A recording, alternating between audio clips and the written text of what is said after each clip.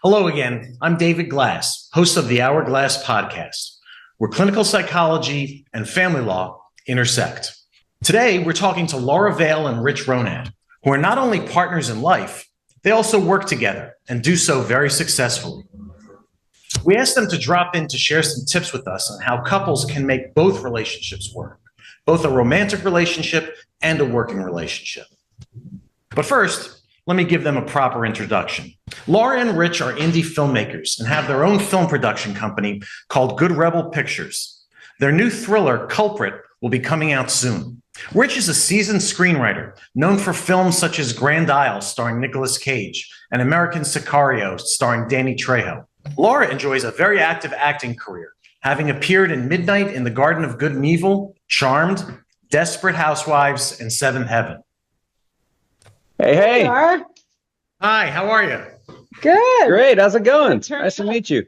Good. Nice to meet the two of you. Before we even get started, I have a whole list of questions, but I'm dying to ask you, how did the two of you meet?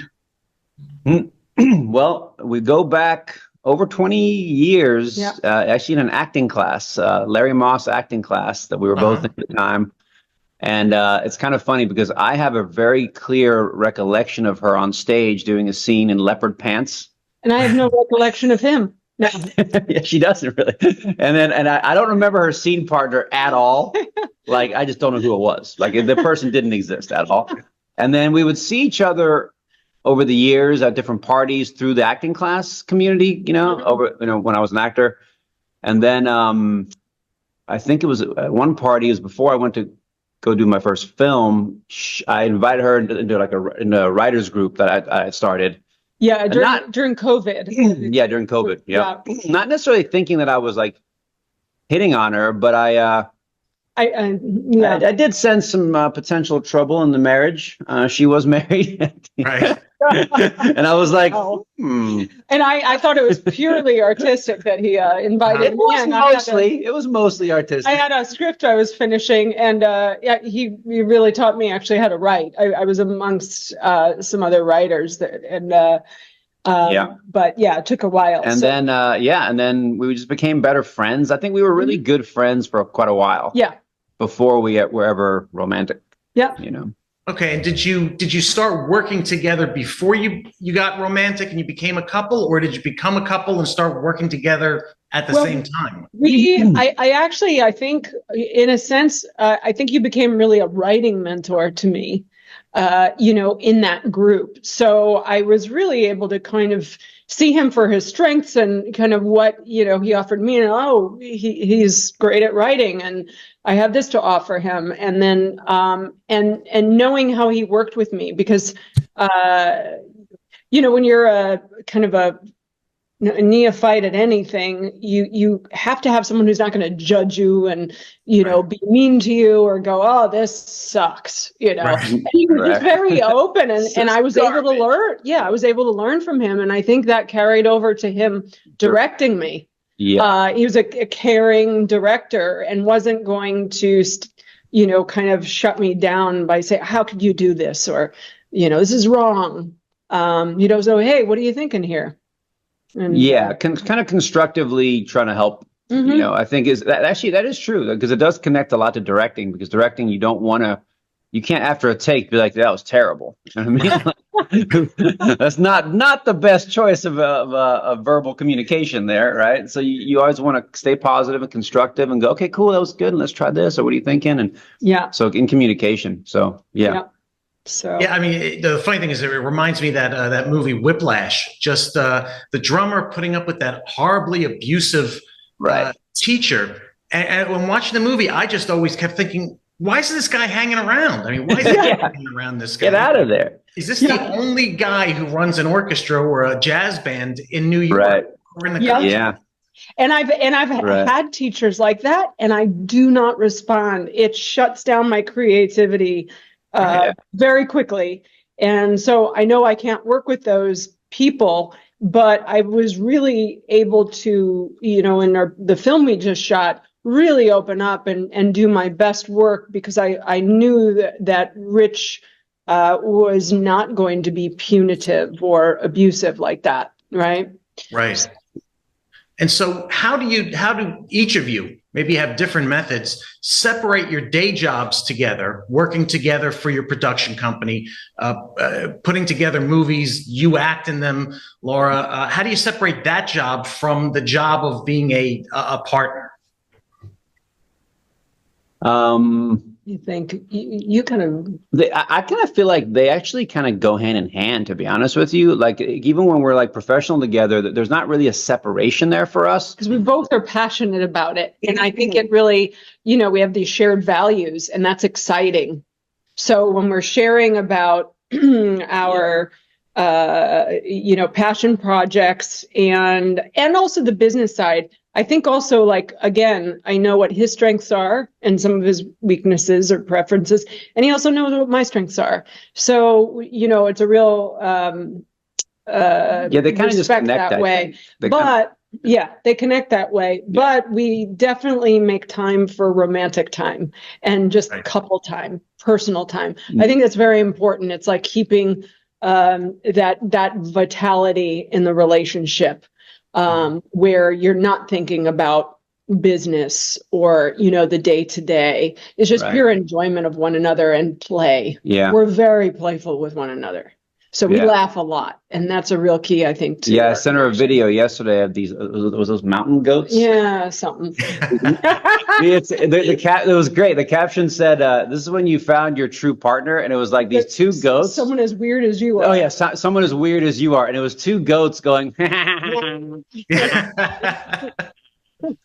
weirdest laughs. And I'm like, babe, it's us. Yeah, it was really funny. Yeah, that's great. It's sweet. We do have dinner every night together too, and then make time for, a romantic time, but also Scrabble, kind of decompresses us at night. We don't really think about anything. We just kind of just relax together every night. We always, there's certain things we do. Sometimes too. Yeah, but there's certain things we do together that we like meals and, We don't like to leave very much, or I should say I don't like to leave because we have a French bulldog named Ernie who we love very much and I don't want to leave him. So we do to me it's like a date night every night, just at dinner at home, but it is good to go out and do stuff as well. Sure. And what about running your household? There's me and my colleagues have sort of a running argument about gender roles in the household. And some people will say it's better to have these sort of traditional gender roles because everyone knows what their job is. It's not really modern. It's not the way people have been sort of trained to live over the last decade. So where are you guys on that? I do everything.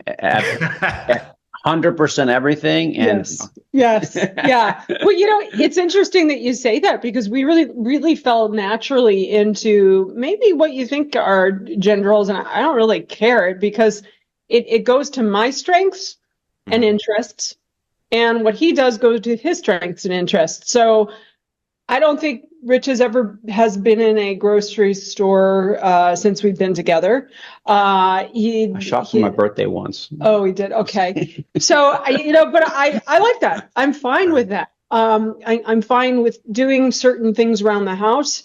I also like, I came into his life. He was a happy bachelor. He kept his place the way he kept it. I come into his life. Who am I to say, hey, this needs to happen? But I say, hey, I have a preference here. And hey, did you see that over there? Let's clear off the table. He goes, oh yeah, I didn't see it. So it's not and then he goes and maybe clears it off, but it's not an unwillingness for, on his part. He just might not see it. And I assume that, that's what it is. Tell him about the basil plant. Oh, yeah. The other day we had, I brought home a basil plant, and I'm not a green thumb, I'll admit. And it was in the window, and I'm not the most observant either. So I pay attention to other things rather than what's in the house. And I go, oh, hon, basil plant died. And he goes, I didn't even realize there was a basil plant. I never saw it. And then we just started laughing. We just started laughing. Like, this is us. Yeah. We don't really have the jobs too, I think, are not like, she tells me to do something. I don't have a problem doing it. I think I have no ego around Oh yeah, I should probably clean that. He's not like, well, at the same don't time, tell we're me not. what to do, you know. Yeah, and at the same time, we're not obsessively clean or dirty. I think we're in a good kind of, to me, like a good lived-in place in a way. Like we're not we're both just not OCD on cleanliness necessarily. Right. But we never let it get too dirty, for sure. He doesn't have an ego about like, don't tell me what to do, because I've run into people like that, you know. Yeah. Don't tell me what to do, or don't try to control me. And you really have to have a kind of a generosity of spirit there, in terms of you have to know the other person is on your team. It's a team. You're trying to do this together for the betterment of both of you. Right. Yeah. And that seems to be the key. I'm a divorce lawyer now. I used to be a therapist 27 years ago, but my divorce clients, the most common problem, aside from the reasons for divorce that people talk about, is just an unwillingness to work as a team. To take any sort of suggestions as criticism. That's sort of the biggest burning problem that I think if people cleared it up, there would be more happy couples.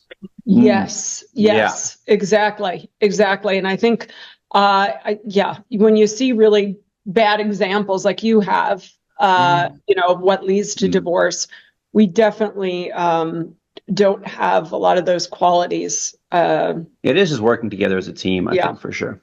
Yeah. And even when you have to try to solve any issues that come up about, you might feel weird about something that gets said or something that was said to somebody else.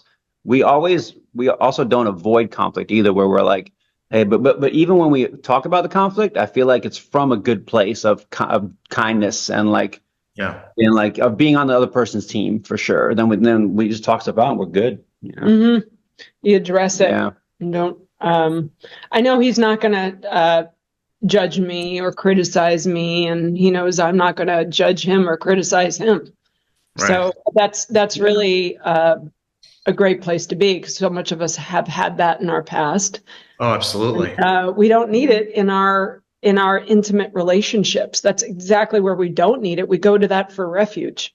Right. Right. Absolutely right. And even following up on with my divorce clients, once they've gotten divorced, if they move on and find a successful relationship, they all talk about, I'm so much better at work because I go to work and or I'm better with friends, whatever it is out in the world. Right. You come home and you've got your partner to fix things, to make you feel better, to whittle everything down with.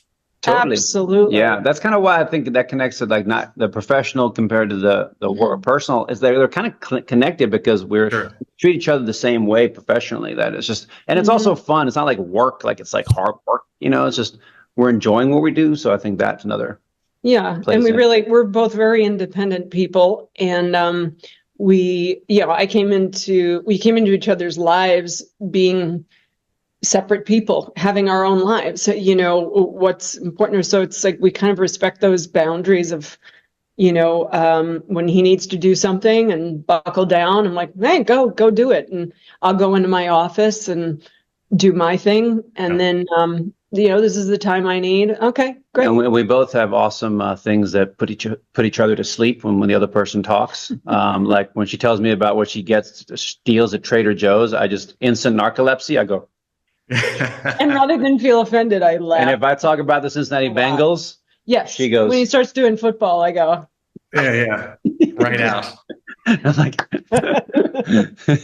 too much. Now, Laura, you and I also have. I was a therapist in the past. Yes. I understand you were a counselor or a therapist in the past. How do you use those skills and those experiences, either in your acting or your writing or producing? Yeah, there's two things. I thought of that. I became a much, I think, more developed actress after, having had the experience of being a therapist, because in the therapy room, as you know, your ego doesn't really have a place. It's for the other person. And I think to do any good acting, your ego has to get away and you have to, kind of move aside and be a conduit to the character and serve the story. Yeah. So I think it's really helped me be a much less self-conscious. This is Ernie, and he wanted to get up. Yeah, absolutely. So that's really helped me in writing. I'm very much about bringing in character, more multi-layered characters. And that's, the human interest story is really captivating to me, but he also reminds me, you got to keep the story moving. You can't, Right. it's like, there's got to be a structure to it and keep it moving. In terms of business, I think, if we look at like a film set, and I've been lucky to work on some really well-functioning film sets, it's Sure. like a large family. So you have to keep that balance, that homeostasis of, who's going to work well together. So if I'm hiring someone for a film set, I'm like, are they a bad apple? Are they going to be able to collaborate with others well? And I don't have a lot of tolerance. I don't really have any tolerance for someone who's going to bring a lot of negativity or just a bad We both attitude. don't. Yeah. I had to fire somebody off the set, and it was very easy to do. It was Yeah, and he's very patient. He's very patient. But I think both of us are good good judges of character. negative energy, or just when it turns toxic and we can tell, and it's like, nope, I'm done, I'm out. Right. But I give people a benefit of the doubt until that point. Mhm. Sure. Yeah. And You you can have a bad day here and there, but I feel like when you're the same person every day complaining about your house not working or whatever it was, it's like, no, bro, no, not happening. Like, Yeah. And so Yeah, it's and I think you deal with all different kinds of personalities in the film industry, and for me, being able to kind of step back and be in an observer place and not take it as personally, or get in there with that person when they have when they are in conflict, which is a great challenge for her to do when she's acting, because as an actress, she has to really try to stay emotionally available and kind of open. So it's really important to create an atmosphere on set to allow that, and but if there is negativity where that's kind of starting to hurt that's been my job to make sure that doesn't happen, which it didn't. And yeah, But yours. It's also smart for you to do, to not take in, which you did well. You didn't take in bad things before shooting. Our brilliant producer Cosmos, who told me, when you're acting, you're not a producer. That's my job. I'm going to handle anything to allow you to do your best work. So that really created that barrier, that boundary for me, that was very clear. Like, this is your role now, and then you can go into your other role at this time. So really. Yeah, I'm interested in just a snapshot of what a typical workday looks like for you. I'm very regimented. When I go to my office, I don't work from home at all. When I go to my office, I'm working. And when I come home, I'm not working. I put down the phone and I don't look at it. There aren't too many people who live that way anymore. But for me, it's sort of that time blocking. This is the time for this, and this is the time for everything else, works really well. What does it look for? Because it sounds like you're constantly working together, except when you set aside time to be a couple.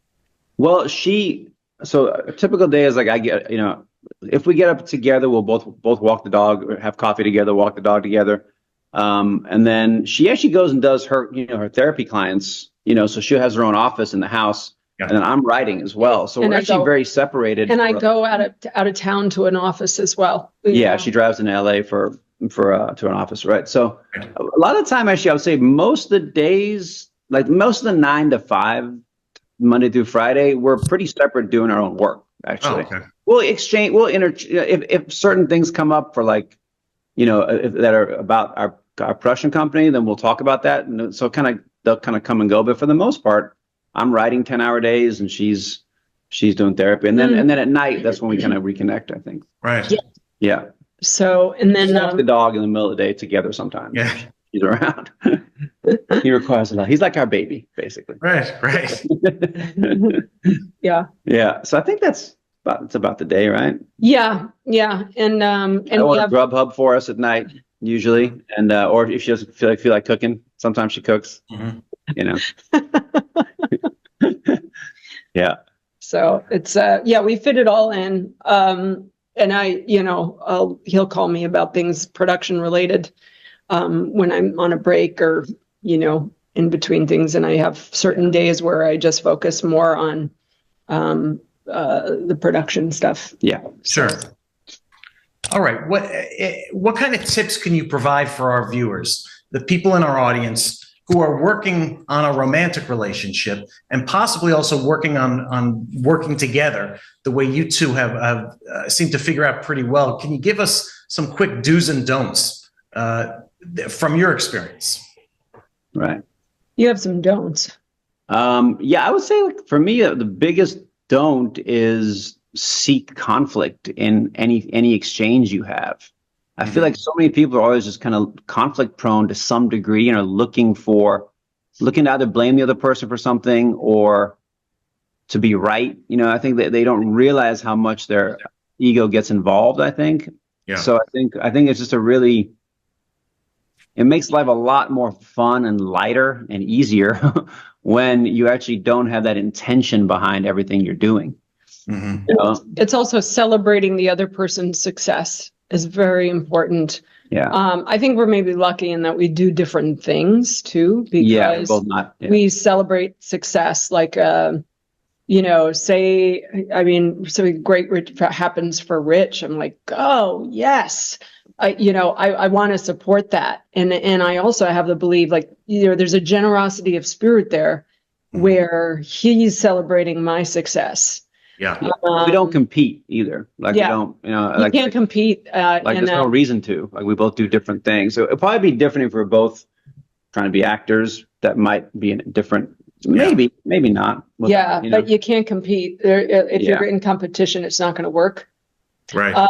You've got to, have a sense of humor. That's a big one. That can be. You gotta laugh like goats. That could, that can be a real, lubrication for anything. So I really think sense of humor. Yeah. And don't take yourself that seriously either. Like even when you're talking about serious things, there's still a way to do it that's not so heavy-handed. Remembering the important things too. Like this is going to sound a little morbid, but it actually helps me. Is like we'll all be dead soon. You know what I mean? That's a great thing if you think about it, because you go, yeah, why am I worried or freaking out about something this stupid? Enjoy this right now. Like enjoy it. Stay in the moment as much as you can. Right. Or something that no one is going to remember. You're not going to remember in a week. No one else is going to remember 10 minutes later. Right. And why are you getting all caught up on this one little thing? Yeah. Some sort of little thing.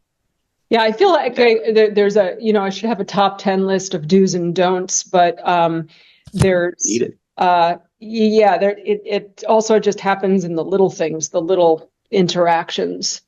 Be kind. Kindness is kind of an underused word. Yeah, and try to really understand where the other person's coming from, right? Like, seems so simple, but really understand, like, you felt that way and why. Okay, you know what I mean? It just gives you different clarity on where someone's coming from in a certain, if they had a moment of feeling upset. And follow through on, what you say you're going to do. And if something makes the other person feel better and you're able to do it, right? Yeah. So actions are always better than words that way. Sure. Yeah. So now I'm preparing for talking today. I learned that you two have a philosophy about hugging every morning. I think it is that. Could you tell us what the plan is and why it works for you guys? Yeah, I was reading about hugging, and I've always known the health benefits of and emotional benefits of hugging. It produces oxytocin, which is, the cuddle drug and the love drug, and women usually produce more of it after sex, which is a great feeling. And so it really helps with a bond between a couple. If you're a couple, it helps reduce stress. It helps heart function, lowers blood pressure. And I think it's a great foundation for, friendships, but, being a romantic couple, that bond and making you feel safe throughout the day. It's like, okay, today will be okay. Right. I also think it's like a reconnection to reality because you've been sleeping all night. You're kind of you're kind of foggy headed. Yeah. And then you actually kind of hug each other. Kind of go, oh yeah. But it's a little reminder. Yeah, this is awesome. You know what I mean? It seems so obvious, but it's kind of true. When you do it, when you take the action do it physically, it does for at least 20 seconds, right? Yeah. I don't necessarily think we count or anything, but we just kind of do it until we're good. When you think of it, like so many of us have been disconnected for 2 years or more during the pandemic, and I'm seeing so many more anxiety disorders and depression throughout that, especially with young people who their primary relationship is with their phone, like you were talking about, or with the device. And there's nothing like physical touch. Yeah. So, and I think that's really important in any relationship, whether it's platonic or erotic. So, unless you're like my buddy Brian, who likes to hug everybody for way too long. Yeah. And I tell him, just keep it to your partner, buddy. Yeah, although you know what? Yeah, years ago, when I first moved to California, and I made some new friends when I moved out here about 20 years ago, I went out to lunch and I went to shake a new friend's hand. He said, "I don't want to shake your hand. I want a hug," and gave me a big hug. And he sort of wasn't a doctor, just prescribed, "You've got to hug at least 8 people a day." That's awesome. I wasn't very huggy at that point. I didn't realize it, but I just wasn't. And so I think about, I've got to, and I started counting and just by counting it, and then it becomes habit. But I'm right there with you. The physical contact brings you right back to just being a human. Yes. Totally. Yep. That's where good martial arts comes in too. Like jujitsu is like a lot of that is just a human connection and a primal kind of controlled way that's like creative and kind of like a good connection. Mm-hmm. Yeah, and both of us are very physical people, so that's another thing that joins us. Like she beats me. Valley. She beats me every night at midnight. Kickboxing. I'm hiding the bruises under the shirt. No. What was it? Blink twice if you're in trouble. Yeah, come from a divorce attorney, okay? Yeah. Just give me a bad rap. Give me a bad rap. So obviously all done in jest and good humor. Why don't you take some time to take us to tell us about your new film? You've got a new film out. Where's it going to be? I think it's coming to a festival imminently. So tell us about that. Yeah. It's. Well, we're not allowed to announce it publicly yet, but it's at a really cool festival at a large theater at the Mann's Chinese Theater, which is awesome, really great space, and it's gonna be a lot of fun. The movie's called Culprit. It's a psychological thriller / crime thriller about a guy who gets out of prison after 27 years, and he originally went in for the murder of a 9-year-old girl, and her older sister, played by Laura, never really thought he did it. So she kind of helps to get him released on kind of mishandled evidence, gets him released, and then wants to partner with him to try to figure out who the real killer was. And she suspects her own family or maybe her own dad. And as soon as he gets out, another girl ends up getting killed in the same exact way. Wow. And you're like, oh, shit. Is he not? Yeah, like keep you on the edge of your seat. Yeah, keeps you hooked. We rehearsed it like a play for a month before we shot it. Yeah. So I really wanted to focus on story and performances, put that first. And it really paid off really well. So, yeah. So, and it's the first of Good Rebel Pictures, our production company that we're launching, and we're really focusing on doing elevated, high quality thrillers, at a lower budget to independent film, and staying in the indie world, really putting character and story first, nothing else. No agenda, no politics, nothing else, just good stories. Right. That sounds great. And I'll be looking forward to whenever it gets released. You got to come. Well, you got to come to the premiere. You can. Are you in LA? Do you live in LA? Yes, I'm here in LA. I'm broadcasting from Sunset Boulevard at La Cienega. What? You're like 10 minutes away. You got to come, man. Yeah, you got to come. You're invited. That sounds great. There's a lot of family drama in there, and there's so much actually that is very well written, but we had to cut a lot of it out to kind of keep it going. We cut out some really wonderful scenes, but that's what I love about Rich writes really rich relationships and characters. So it was kind of in between a family drama and a thriller, and I kind of knew I'd probably end up losing some of the family drama stuff, even though it's really well shot and well acted. Like, she was great, but we had to go from, I think the rough assembly was 2 hours and 35 minutes. And it was, and and then I ended up cutting it down to an hour 33 because it was just like, yeah, that's just it's so good, but we don't need it. Cut it. Right. Make it, keep it moving. So especially when you're focusing on a movie that doesn't have like, it was a lower budget film without big action sequences, like we're all 100% performance and story based, so to make that move and keep interesting was a good challenge. Yeah. All that sounds just amazing. Any final tips for our audience members, things that you thought about talking about but I haven't asked you about, as far as relationships, working, owning dogs, anything? Owning dogs. Dogs Get a are French bulldog. dogs will keep you in the present moment like anything else. I call them the guardians of the present moment. I full-heartedly, and they're a good substitution for parenting. For people who don't have kids, they can kind of get their parental needs met. And what else? Imagine that you can have a good relationship. I think some people just don't realize that there's anything out there for them, and that they can't conceive of something good if something bad has happened in the past, or they haven't had necessarily good luck with romantic relationships. You have to start imagining that something maybe good can happen, and and get rid of like what you need from a person. Like, I need this from you. I need you to be this way.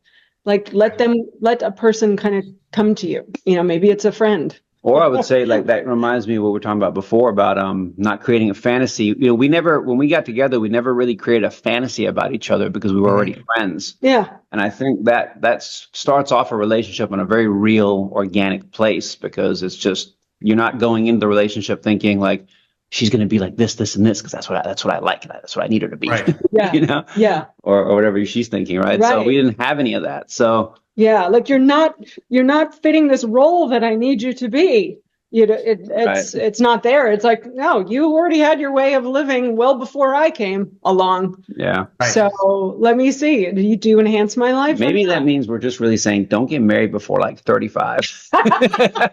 Listen, I have 2 adult daughters. I've been telling that they're in their mid-20s, and I'm just wait. I know you have great boyfriends. I love them, but just wait. You're not who you're going to become, and just make sure. Yes. Yeah, for sure. Like, I only feel like I became who I am now at about the early to mid 30s. Yeah. Where I was like, oh yeah, okay, that makes sense. Taking this all the way full circle to where we started, people always ask me, where should I go to meet someone? And I think the answer is just not a bar, and not where people think you're going to meet someone. You met in an acting class, and it was in part attributable to some leopard skin pants. And I met my wife in a therapist waiting room. You just never know where you're going to meet. I love that. That's awesome. Yeah, shared interests. Yeah. As a therapist, I wanted to set up clients. So, you often think, "Ooh, should I put them in the waiting room at the same time?" Like you and your wife, right? Oh, that's funny. Yeah. Yeah, I mean, that's I showed up at the wrong time, and that's how we met. And then I said to my therapist, who we shared, I know you can't tell me anything about that woman, but that's maybe someone I'd want to date.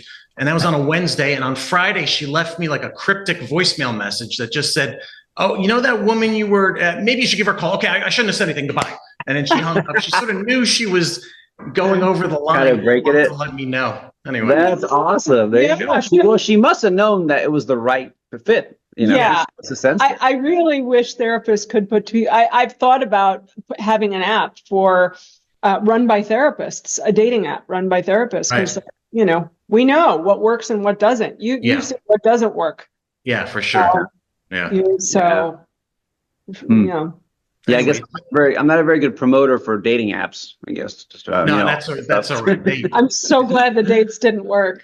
Yeah, they're not hurting for money, and people keep going to them. They don't need you or me or anyone else to exactly promote them. Yeah. But it's been an absolute pleasure to talking. Thanks for having us, man. It was great to talk to you. Yeah. Finding out about your relationship, how you work together. I think a lot of interesting insights that our viewers are going to love. I hope so. Yeah, hopefully helps people. Yeah, I like what you're doing. Great. So, all right. Great talking to you. Awesome.